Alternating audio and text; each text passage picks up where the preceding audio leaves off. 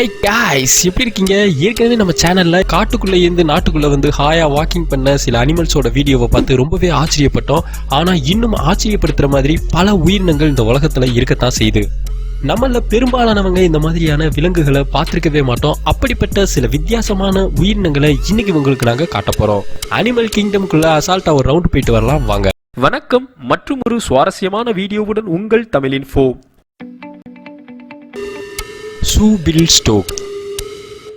இந்த மாதிரி வித்தியாசமான பறவையை இதுக்கு முன்னாடி நீங்க டிவிலையாவது பார்த்திருக்கீங்களா? நம்மள பெரும்பாலானவங்க கண்டிப்பா பார்த்திருக்க மாட்டோம். நாரை இனத்தை சேர்ந்த இந்த பறவையோட பேரு ஷூபில் ஸ்டோக். கிழக்கு ஆப்பிரிக்க நாடுகளில் அதிகமாக இந்த பறவை காணப்படுது. அழிந்து வரும் அரிய வகை பறவையான இது 4 முதல் 5 அடிகள் உயரம் வரைக்கும் வளரக்கூடியது. தன்னுடைய இறக்கைகளை விரிக்கும் போது பிரம்மாண்டமாக 8 அடி அகலம் வரைக்கும் இருக்கும். இந்த பறவைக்கு ஷூபில் ஸ்டோக்னு பேர் வர்றதுக்கு என்ன காரணம்னா இதனுடைய அலகுகள் தான்.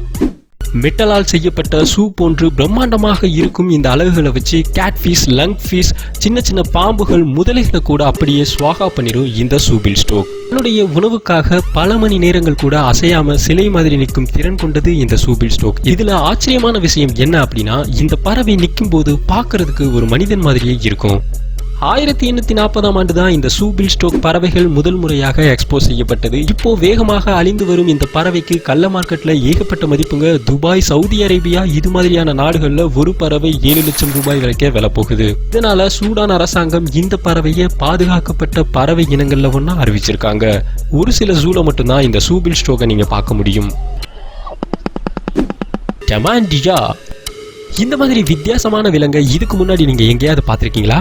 நல்லா யோசித்து சொல்லுங்க பாஸ். லிஸ்ட்ல வேற சேர்த்துட்டோம். கண்டிப்பா நீங்க பார்த்திருக்க முடியாது. ஏன்னா அமேசான்ல உள்ள அடர்ந்த காட்டு பகுதிகளிலும் புல்வெளி பகுதிகளிலும் இந்த டமாண்டியாக்கள் அதிகமாக காணப்படுகிறது. எறும்பு தின்னி வகையைச் சேர்ந்த இந்த டமாண்டியாக்கள் எறும்புகள், பூச்சிகள், கரையான்கள், சில சமயங்கள்ல தேனீக்களையும் சாப்பிடக்கூடியது. 8 கிலோ எடை கொண்ட இந்த டமாண்டியாக்கள் அதிகபட்சமாக 88 சென்டிமீட்டர் நீளம் வரைக்கும் வளரக்கூடியது. இதனுடைய ஒரு பெரிய ஸ்பெஷாலிட்டி என்ன அப்படின்னா இதனுடைய நாக்கு தான். 40 சென்டிமீட்டர்கள் நீளம் கொண்ட உமிழ்நீர் சுரக்கக்கூடிய நாக்க நீட்டி பூச்சிகளையும் எறும்புகளையும் அப்படியே விழுங்குது. ஏன் விழுங்குது அப்படின்னா இதுக்கு வாயில பல்லு கிடையாது. விழுங்குற சாப்பாட்டை இறப்பையில அரைச்சி பக்காவா செரிமானம் பண்ணி வெளியே தள்ளிடும் இந்த டமாண்டியாக்கள். இதனுடைய கர்ப்பகாலம் 160 நாட்கள் அப்படின்னு சொல்லப்படுது. பிறந்த ஒரு வருடத்திலேயே குட்டி போடுவதற்கு தயாராகிவிடும் இந்த டமாண்டியாக்கள்கிட்ட உள்ள இன்னொரு ஸ்பெஷாலிட்டி என்ன அப்படின்னா ஃபைட்டிங். ஆமாங்க, மரத்தில் தொங்கிக் கொண்டிருக்கும் இந்த டமாண்டியாக்கள் நிலத்துக்கு வந்ததுக்கு அப்புறம் ஏதாவது ஆபத்து வந்துச்சுன்னா மனுஷன மாதிரியே 2 காலில் எந்திரிச்சு நின்று அப்படின்னு சண்டை போட ஆரம்பிச்சிடும். அமேசான்ல உள்ள பழங்குடியினர்கள் இந்த டமாண்டியாவை பெட்டனிமலா வளர்க்குறாங்க. என்ன காரணம்னா காட்டுப்பகுதி இல்லையா, கரையான்கள், எறும்புகள் இந்த மாதிரியான தொழில இருந்து பாதுகாப்பதற்காக இந்த டமாண்டியாக்களை வளர்க்கறதா சொல்றாங்க. Peacock spider. இதுவரைக்கும் மயில் தான் தோகையை விரிச்சு டான்ஸ் ஆடுறதை நீங்க பார்த்திருப்பீங்க. ஆனா ஒரு சிலந்தி தன்னுடைய தோகையை விரிச்சு அழகா டான்ஸ் ஆடுற காட்சியை நீங்க பார்த்திருக்கீங்களா? இப்போ உங்களுக்கு நாங்க அந்த ரேர் ஃபுட்டேஜை காமிக்க போறோம். ஜம்பிங் ஸ்பைடர் குடும்பத்தை சேர்ந்த இந்த பீகாக் ஸ்பைடர்கள் தெற்கு ஆஸ்திரேலியாவில் பரவலாக காணப்படுகிறது. ஆண், பெண் 2 சிலந்திகளுமே அதிகபட்சமாக 5 மில்லிமீட்டர்கள் நீளம் மட்டுமே வளரக்கூடியது. சின்ன சின்ன பூச்சிகள், சின்ன சின்ன சிலந்திகளை உணவாக சாப்பிடக்கூடிய இந்த பீகாக் ஸ்பைடர்கள் மனிதர்களுக்கு எந்த விதமான ஆபத்தையும் ஏற்படுத்துவதில்லை. இந்த பீகாக் ஸ்பைடர்கள் கிட்ட உள்ள ஸ்பெஷாலிட்டி என்ன அப்படின்னா ஆண் சிலந்திகளோட அடிவயிற்றில் கலர்ஃபுல்லான பேக் ஒன்று இருக்குது. எப்பெல்லாம் பெண் சிலந்திகளை பார்த்து மூடாகுதோ ஆண் சிலந்திகள் இந்த கலர்ஃபுல்லான பேக்கை தன்னுடைய உடம்புக்கு மேல வட்டமா விரிச்சு தன்னுடைய 2 பின்னங்கால்களையும் உடம்புக்கு மேல தூக்கி கை தட்டிக்கிட்டே டான்ஸ் ஆட ஆரம்பிச்சிடும்.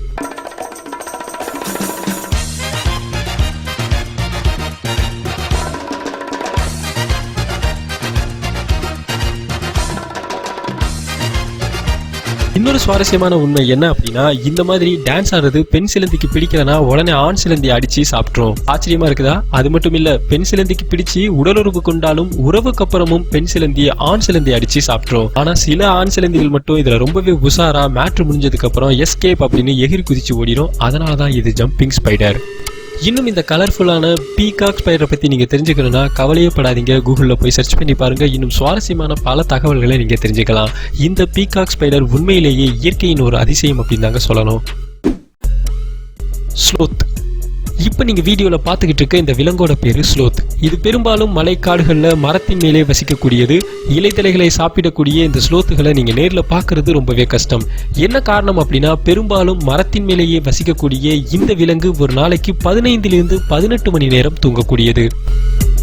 மரத்தை விட்டு கீழேயே இறங்காதுங்க. வாரத்துக்கு ஒரே ஒரு நாள் தான் மரத்துல இருந்து கீழே இறங்கும், அதுவும் கக்கா போறதுக்காக.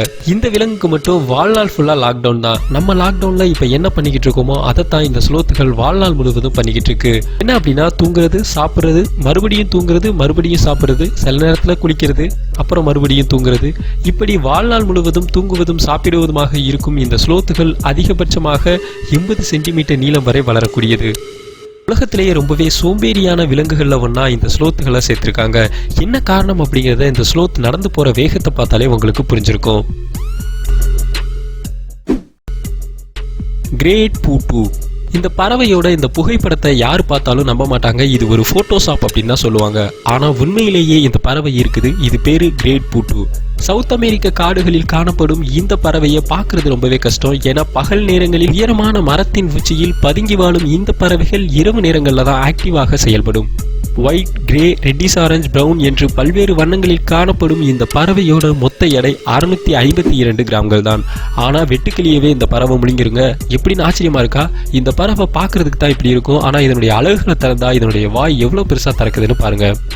பிரகாசமாக மின்னக்கூடிய உருண்டையான மஞ்சள் நிற கண்களும் அகலமாக விரியக்கூடிய வாய்களும் இதை ஒரு காமிக் கேரக்டர் மாதிரி காட்டும்.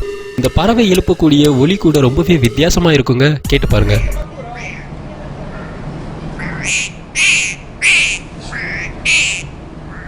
பன்னெண்டு முதல் 14 வருடங்கள் வரை உயிர் வாழக்கூடிய இந்த பூட்டு பறவை தன்னை யாராவது தாக்க வந்தா மரத்தின் உச்சியில போய் தன்னுடைய தலையை மேல திருப்பிக்கிட்டு உட்காந்துரும். பார்க்கறதுக்கு அந்த மரத்தோட கிளை மாதிரியே இருக்கும். இந்த ட்ரிக்கை யூஸ் பண்ணி தான் இந்த பறவைகள் தப்பிக்குது. மற்றபடி எதிரிகளை தாக்குவதோ எதிர்த்து சண்டை போடுவதோ கிடையாது. Pink fairy armadillo. வித்தியாசமான இந்த சின்ன உயிரினத்தை இதுக்கு முன்னாடி நீங்க பார்த்திருக்க வாய்ப்பே இல்லைங்க. என்ன காரணம் அப்படின்னா வறண்ட புல்வெளி பகுதிகளிலும் மணல் நிறைந்த பாலைவன பகுதிகளிலும் இந்த உயிரினம் அதிகமாக வாழக்கூடியது.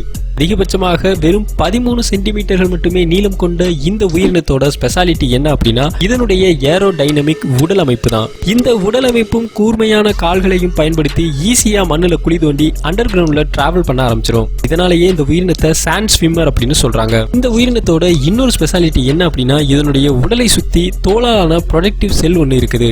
இந்த ப்ரொடக்டிவ் செல்லோட வேலை என்ன அப்படின்னா இந்த இடத்துல தான் இயற்கையோட அதிசயத்தை நீங்க கவனிக்கணும். இந்த ப்ரொடக்டிவ் செல் ஒரு ஹீட் எக்ஸ்சேஞ்சர் மாதிரி வேலை பார்க்குது. அதாவது இந்த உயிரினத்தோட ரத்தம் இந்த ப்ரொடக்டிவ் செல் வழியா பாஸ் ஆகி அதனுடைய உடலுக்குள்ள போகுது. இதனால இந்த உயிரினத்தோட உடல் வெப்பநிலை சரியாக மெயின்டைன் செய்யப்படுது. பார்த்தீங்களா, வெறும் 13 சென்டிமீட்டர் நீளம் கொண்ட இந்த உயிரினத்துல இயற்கை எவ்வளவு பெரிய அதிசயத்தை பண்ணியிருக்குன்னு.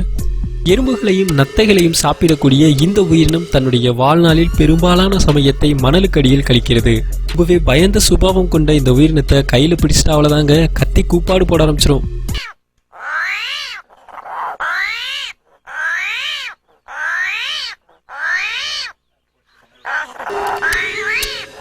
இன்னைக்கு நாங்க காமிச்ச இந்த உயிரினங்கள்ல எது உங்களை ரொம்பவே கவர்ந்துச்சு அப்படிங்கிற உங்களுடைய கருத்துக்களை கீழே உள்ள கமெண்ட் பாக்ஸ்ல டகால் பதிவு பண்ணுங்க. வீடியோ பிடிச்சிருந்துச்சுன்னா லைக் பண்ணுங்க, ஷேர் பண்ணுங்க. மற்றும் ஒரு சுவாரஸ்யமான வீடியோவுடன் மீண்டும் சந்திக்கின்றோம். நன்றி, வணக்கம்.